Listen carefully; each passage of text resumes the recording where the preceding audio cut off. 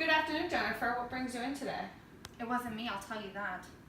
Okay, so what brings you in then? I was ordered to come here by the courts. And why is that? Well, this whole thing isn't even my fault. He is the one who's been cheating on me. He's consistently coming home late and blaming it on traffic when I know the truth is that he's cheating on me. Okay, so did you come in to talk about your relationship with your boyfriend? No, are you listening to what I'm telling you? He is cheating on me, so I had to go and slash his tires because he's coming home late and screwing around with another lady. Okay, thank you for clarifying. Can you tell me a little bit about to the point where you're going to slashing his tires? Why? So you can go and tell him in the courts that why all the things that I'm telling you? I bet you that you're videotaping this right now, aren't you? He's watching this right now, I'm sure. I assure you, we're not videotaping without your permission. I am sure that you signed the confidentiality paperwork in the beginning of the first section. Can you tell me a little bit what leads you to believe that your husband is cheating? Okay, so it takes 3 minutes and 48 seconds to get from his office to our front door. And I know this because I've done it several times and it comes out to that time. And he is, he'll still show up late when it's that short amount of time. But anyways, the bigger issue is in high school, there was this girl, her name is Lacey, and she always hated me, was always talking about me, always trying to come in between me and my husband. I mean, well, he was my boyfriend at the time, but trying to come in between us. And at graduation, she came up to me and she goes, I hope that you guys have, I hope you guys are successful in your relationship and I wish you the best of luck. But let me tell you, you were not there and you did not see her face. Her face was telling me that she wanted to get in between us and she wanted him. And so now this is her and coming between us. Is there anything to you to believe that you feel like the Lacey still is around? Isn't that enough?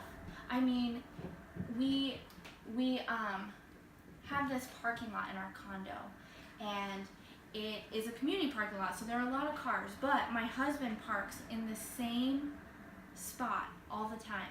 And outside of this parking spot, there was a freaking yellow chapstick. You know that Burt's Bees chapstick, the one with the bumblebee on it? Well, let me tell you, Lacey used to use that all the time. And now I know that she came and she put that there because she's trying to get back at me. Is there any way that you can be sure that that's Lacey's chapstick? Have you allowed yourself to consider that you might be telling the truth when your husband is faithful to you?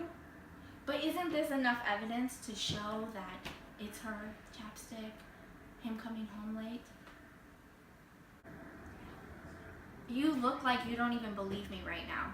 Are you? You're on their side too, aren't you? This is just like high school. This happens all the time. You don't believe? I bet you even know him. I bet you've seen him and Lacey together. Jennifer, I do not know your husband and I do not know Lacey, but let's kind of change gears a little bit. Can you tell me a little bit about your support system? Well, I do have this one friend. Her name is Bridget, but I don't really trust her anymore. And why is that? Okay, so we go out to dinner and we're having a great time, and then it comes around to dessert time and she goes, oh, Jennifer, why don't you get this dessert? Like she was trying to dictate what I do, like she's trying to control me, and I hate that, and I don't trust her. She's a bitch. So right now, do you kind of trust anybody? No, in all my relationships, I mean, everyone, including you and just everyone that's around, everyone's just trying to control me, and so I think it's just better just to stay away from people. Okay. Jennifer, from what I've heard today, I feel confident in diagnosing you with the called paranoid personality disorder. The good news is that it's something that we can work on to reduce the symptoms that you are experiencing. The challenge is going to be that we depend on choosing to come regularly to therapy and to commit taking medication regularly.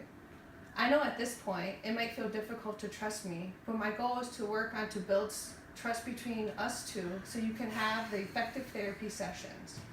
I would like to refer you to a psychiatrist who can help you to determine the best course of medication that can help you address the anxiety and other symptoms that you're experiencing.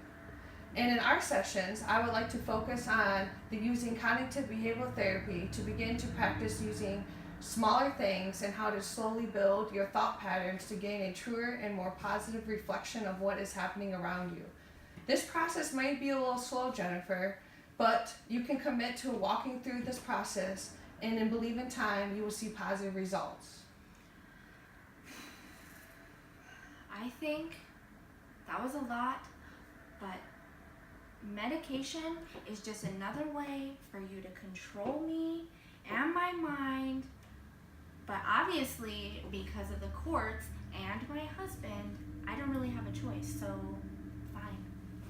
Okay, well, I do appreciate that the level of willingness to try, and I hope that over time in the next few months you are able to feel the experience, the benefits that will help you out in the end.